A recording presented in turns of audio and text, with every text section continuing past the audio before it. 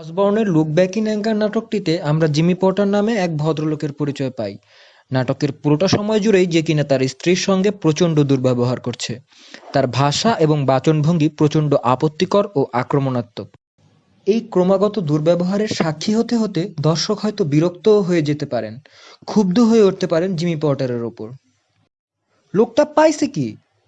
কেউ কেউ ক্যারেক্টারটিকে মিসোজিনিস্টিক বা নারী বিদ্বেষী আখ্যা দিতে পারেন।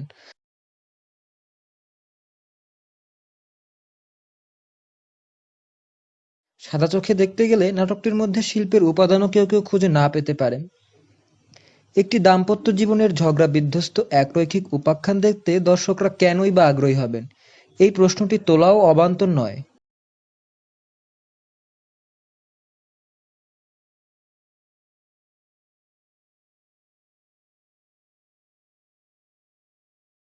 1957 সালে ক্রেডলস বইয়ের ডিক্লারেশন অংশে অসবর্ন তার ড্রামাটিক ইন্টেনশন তথা নাটক রচনার উদ্দেশ্য ব্যক্ত করতে গিয়ে লিখেছেন,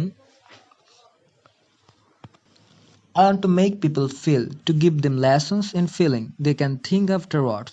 প্লেস প্রিজেন্ট গ্রন্থের প্রিফেসে নাট্যকার জর্জ বার্নার্ড শ তার নাট্য রচনার পেছনে যে ইচ্ছাটিকে সাগ্রহে তুলে ধরেছেন, অসবর্নের বক্তব্যের সঙ্গে তা পুরোপুরি সাংঘর্ষিক। শ মনে করেন নাটককে এমনভাবে আর্টিস্টিক বিউটির সাথে এক্সিকিউট করতে হবে এবং যথেষ্ট ইন্টেলেকচুয়াল এফোর্ট এমনভাবে দিতে হবে যেন দর্শককে মেল্টিং মুডে নিয়ে যাওয়া সম্ভব হয়। তবেই না নাটকটি তার উদ্দেশ্য সফল করতে কার্যকর হবে। অর্থাৎ শ যেখানে কে ভাবাতে চান, অসবর্ন চান ফিল করাতে। অসবর্ন পরবর্তীতে ডিক্লারেশন অংশে তার অবস্থান আরও সুস্পষ্ট করে বলেন, Nobody can be very interested in my contribution to a problem like the kind of houses people should have built for them. But there are other questions to be asked. How do people live inside those houses? What is their relationship with one another and with their children, with their neighbors and the people across the street or on the floor above? What kind of language do they use to one another? What is the meaning of the work they do? Where does the pain lie? What are their expectations? What moves them, brings them together, makes them speak out? Where is the weakness, the loneliness? Where are the things that are unrealized? Where is the strength? কেমন করে তারা তাদের সংসারে বসবাস করে, তাদের নিজেদের মধ্যে, বাচ্চাদের সাথে, রাস্তা পেরোলেই কিংবা ওপরের ফ্লোরে বসবাসরত প্রতিবেশীদের সাথে সম্পর্কের স্বরূপ কেমন, তাদের পারস্পরিক বাচনভঙ্গি কেমন, তাদের করা কাজের মিনিং কি, তাদের দুঃখবোধের জায়গা কোথায়, তাদের প্রত্যাশা কি, যাপিত জীবনে কি তাদেরকে চালনা করে, কাছাকাছি আনে, তাদের ভেতরটাকে প্রকাশ করতে উদ্দীপিত করে, কোথায় তাদের দুর্বলতা, তাদের একাকিত্বের জায়গা কোথায়, কিংবা তাদের বোঝাপড়ার ফাঁকই বা রয়ে গেছে কোথায়, কোথায় তাদের শক্তি। তিনি তার পারিপার্শ্বিকতা ঘিরে যে রিয়াকশন দিচ্ছেন, এই যে তার ক্ষোভ, প্রশ্নগুলোকে তৎকালীন সময় ও সামাজিকতার নিরিখে উত্থাপন করতে পারলে নাটকটির যাবতীয় কর্মকাণ্ডের একটি সুরাহা দর্শকদের সামনে উদ্ভাসিত হতে পারে। প্রতিটি রচনার পেছনে যেমন একজন ব্যক্তি থাকেন, তেমনি থাকে তার শ্রেণী ও সময়। শ্রেণী ও সময়ের ওই সূত্র ধরেই সমাজ আসে আদর্শবাদিতা। সমাজ ব্যক্তিকে প্রভাবিত করে। যে ব্যক্তি শিল্পী, তিনি আবার একজন সামাজিক মানুষও। শিল্পীর চিন্তায় তার সময়ের ছাপ থাকে এবং সমসাময়িক চিন্তাকে তিনি আবার এগিয়েও নিয়ে যান। ক্রিস্টোফার ফ্রাই এবং টি.এস. ইলিয়ট পরবর্তী নাটকের ইতিহাসে অসবর্ন এক নতুন ধরনের আলোড়ন সৃষ্টি করেন। অসবর্নকে সাধারণত অ্যাংরি ইয়ং মেনদের নেতা বলা হয়। অ্যাংরি ইয়ং ম্যান মুভমেন্ট সম্পর্কে একটা ওয়েবসাইট নিচে ডেসক্রিপশন বক্সে দিয়ে দিলাম। সাহিত্যের আগ্রহী ছাত্ররা অবশ্যই লিঙ্কটিতে প্রবেশ করে একবার দেখে নেবেন। তাছাড়া গুগলে সার্চ করলে আপনারা এই সম্পর্কে অনেক তথ্য পেয়ে যাবেন।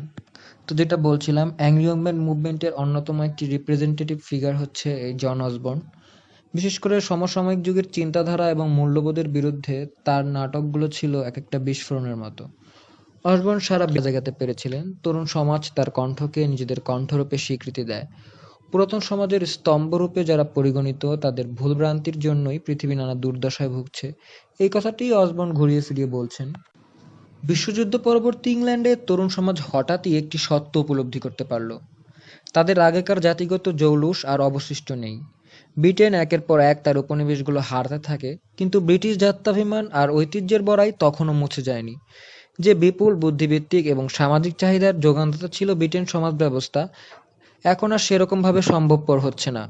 যুব সমাজ নিজেদের প্রত্যাশা এবং উচ্চাকাঙ্ক্ষা অনুযায়ী যে অবস্থানে নিজেদেরকে দেখতে চায়, এই পরিবর্তিত সমাজ ব্যবস্থায় সেই কাঙ্ক্ষিত স্থান অধিকার করাও সম্ভব হচ্ছে না। হ্যারল্ড ক্লার্ক 1957 সালে নাটকটি সম্পর্কে একটি রিভিউ দেন, যেটাতে নাটকটির আমেরিকান পয়েন্ট অফ ভিউ স্পষ্ট হয় আমাদের সামনে। তিনি বলেন, Jimmy Porter then is the angry arm. But what is he angry about? It is a little difficult at first for an American to understand. The English understand, not because it is ever explicitly stated, but because the jitters which rag Jimmy, though out of proportion to the facts within the play, are in the very air the Englishman breathes. অর্থাৎ Jimmy একই সাথে একজন individual এবং একটি বিশেষ শ্রেণীর প্রতিনিধিও বটে। নাটকটিতে সুস্পষ্ট করে না বললেও ব্রিটিশরা ঠিকই ইঙ্গিতের মর্মার্থ ধরতে পারবেন। জিমিদের সংখ্যা ব্রিটেনের সমাজ ব্যবস্থায় তখন নেহায়েত কম নয়। অসবর্নের আবির্ভাবের ফলে নাটকে যে নতুন ধারার সূচনা হয়, সেই পথে নতুন নাট্যকার যারা অগ্রসর হয়েছেন, তাদের মধ্যে যারা বিশেষ প্রসিদ্ধি লাভ করেছেন তারা হলেন হ্যারল্ড পিন্টার 1930, জন আর্ডেন 1930, অ্যার্নল্ড ওয়েস্কার 1932, শিলেক ডিল্যানি 1939 এবং রবার্ট বোল্ট 1924। যে সমস্ত পারিবারিক ঘটনাকে আগে কখনো নাটকের উপযুক্ত মনে করা হতো না, বিষয় নির্বাচনে এরা সেদিকেও হাত বাড়িয়েছে। এই কারণে সমালোচক এদের কিচেন ড্রামাটিস্টও আখ্যা দিয়েছেন। লুক ব্যাক ইন অ্যাঙ্গার নাটকের দৃশ্যায়নে বৈচিত্র্য নেই, কিন্তু সংলাপগুলো অত্যন্ত শানিত। সংলাপই এই নাটকের প্রাণ ও গতিময়তার প্রধান টুল। সংলাপ থেকেই দর্শককে নাটকের সারবস্তু সংগ্রহ করে নিতে হবে।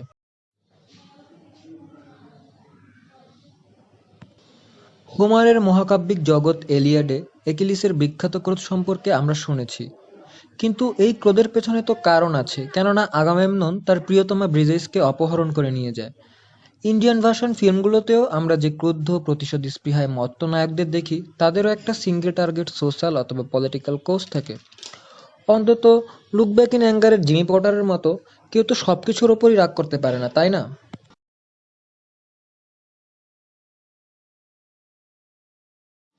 Allison, the posh Sunday papers, Mommy the female rhino, Brother Nigel, the church bells, the class distinctions, the H-bomb, the prayer book, the Bishop of Bromley, এমনকি মহিলাদের হেঁটে যাওয়ার সময় ফ্লোরে যে আওয়াজ হয়, জিমি পটার সবকিছুর ওপরই বিরক্ত। তার এই যখন তখন যেখানে সেখানে রাগ দেখে সুকুমার রায়ের ছায়াবাজি কবিতার দুইটি লাইন মনে পড়ে। আজগুবি নয় সত্যিকারের কথা, ছায়ার সাথে কুস্তি করে গাত্রে হলো ব্যথা। জিমির এই রাগ প্রকাশ যেন ছায়াকে বের দিয়ে আটকানোর মতোই হাস্যকর।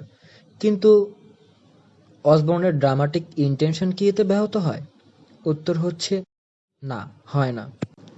কালেক্টেড প্লেস গ্রন্থের প্রথম খণ্ডে অসবর্ন তো রীতিমতো ক্রিটিকদের এক হাত নিয়েছেন।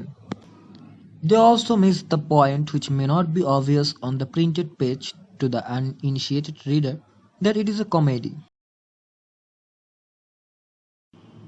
ক্ষোভের কার্যকর উদ্গীরণের জন্য অবশ্যই সুনির্দিষ্ট টার্গেট থাকতে হবে।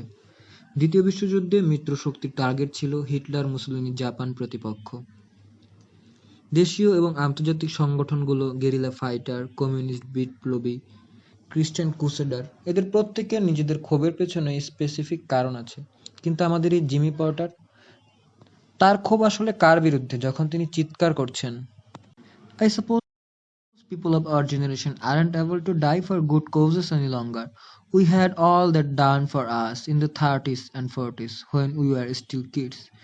There aren't any good brave causes left. Nobody thinks, nobody cares, no beliefs, no convictions, and no enthusiasm. এই শূন্যতার মাঝে আপাতদৃষ্টিতে জিমির রাগকে আনফোকাসড মনে হতে পারে, কিন্তু ওরও আসলে একটা সিঙ্গেল টার্গেট আছে। জিমির এই রাগ তার চারপাশের লেথার্জিক নিউট্রালিটির বিরুদ্ধে। টি.এস. এলিয়টের মার্ডার ইন দ্য ক্যাথেড্রাল কবিতায় আমরা পরিচিত হই সর্বগ্রাসী হলনেসের সাথে, যখন নারীদের কোরাস থেকে ঝরে পড়ে জড়তা আর গতিহীনতা। এরা যেন জীবনের বৈতরণী কোনো রকম পার করে দিতে ব্যস্ত। অর্থপূর্ণ জীবনের কোনো আকাঙ্ক্ষাই নেই এদের মধ্যে।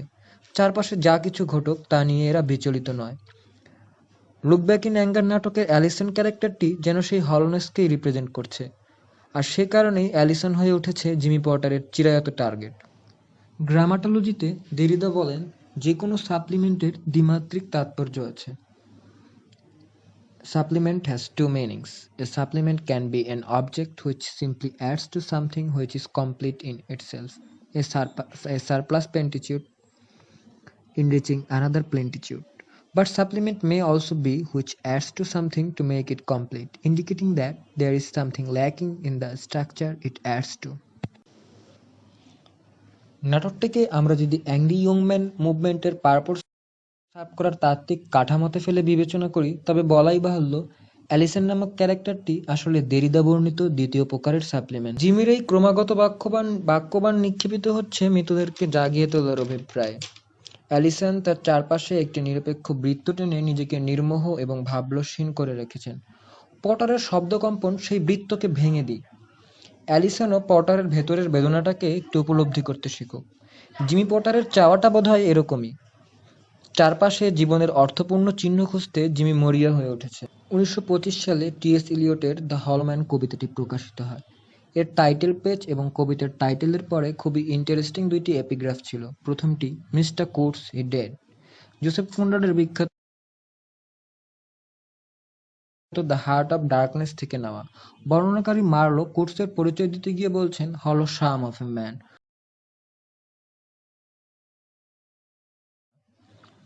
একটি অন্তঃসারশূন্য মানুষের মতো কিছু একটা, একেবারে ভেতর থেকেই যে কিনা শূন্য। কিন্তু এই লোকটিও মৃত্যুর পূর্বে কঠিনতম সত্য কিংবা সত্যের আংশিক প্রতিচ্ছবি দেখে যেতে পেরেছিলেন। জীবনের সত্যকে তিনি শেষ মুহূর্তে আঁকড়ে ধরতে পেরেছিলেন। বর্ণনাকারী মার্লোর ভাষায়, he experienced an affirmation of a moral victory, a supreme moment of complete knowledge. সত্য উপলব্ধির এই সুপ্রিম মুহূর্তটা কোর্সের জন্য ছিল কঠিনতম এবং মর্মান্তিক। তাই পরক্ষণেই তার মুখ দিয়ে উচ্চারিত হলো, দ্য হরর, দ্য হরর। হাউসবয় যখন সংবাদ নিয়ে এলো মিস্টার কোর্স হি ডেড, তখন আমরা আসলে এমন একজনের মৃত্যু সংবাদ শুনলাম যে কিনা ছিল ফ্রড, ব্যাড ক্যারেক্টার, ইলিয়টের ভাষায় বলতে গেলে a lost violent soul. But he didn't die a hollow man. মৃত্যুর পূর্বের চরমতম মুহূর্তে সে তার হলনেসকে কাটিয়ে উঠতে পেরেছিল। এলিয়টের কবিতার অন্য এপিগ্রাফ ছিল ফর দ্য ওল্ড গাই। বুঝতে বাকি থাকে না এখানে 1605 সালের কুখ্যাত গানপাউডার প্লটের কথা বলা হয়েছে। গাই ফক্স নামের এক ব্যক্তি ছিল এই ষড়যন্ত্রের মূল হোতা। যদিও লোকটি হয়তো বেছে নিয়েছিল একটি ভুল পথ, কিন্তু তবুও he was a man of action from a humanitarian point of view. অর্থাৎ দ্য হলো ম্যান কবিতায় এপিগ্রাফ দুটিতে আমরা যাদের পরিচয় পাচ্ছি এরা লস্ট ভায়োলেন্ট সোলস। এমনকি নিজেদের কর্মকাণ্ড অনুযায়ী এদেরকে ক্রিমিনালও বলা চলে। তবে যাই হোক, নিদেন পক্ষে they are not dead man walking. এলিয়টের কবিতার ওয়েস্টল্যান্ডের অধিবাসীদের মতো তারা জরাকীর্ণ না। এমনকি দ্য হলো ম্যান কবিতার মতো তারা নিজেদের জড়তাকেও কুণ্ঠাহীনভাবে স্বীকার করে নিচ্ছে না। We are the hollow men, we are the stuffed men leaning together, headpiece filled with straw. Alas, our dried voices, when we whisper together, are quiet and meaningless, as wind in dry glass or rat's feet over broken glass in our dry cellar. Shape without form, shade without color, paralyzed force, gesture without motion.